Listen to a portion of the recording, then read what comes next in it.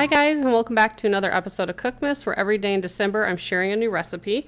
Today's recipe is sheet pan pancakes swirled with Nutella. So first I start out with 2 eggs that were scrambled. The rest of my footage, don't know what happened to that, but I added 2 cups of bisquick, a cup of whole milk, and 1 teaspoon of pure vanilla extract. I also heated up a cup of Nutella so it was kind of runny. That way I can drizzle it on the pancakes. And then I did swirl it with a knife just to kind of mix it in so it wasn't heavy in one particular area. And I baked this in the oven for I think about 10 minutes. And then it says to brush it with melted butter and put in the broiler. You can see the center almost got burnt.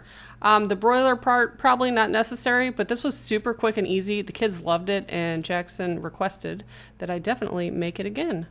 So yeah, very quick, easy breakfast recipe. If you'd like to see more of these, leave me a comment, let me know, and I will have some more recipes. Thanks so much for watching. Bye, guys.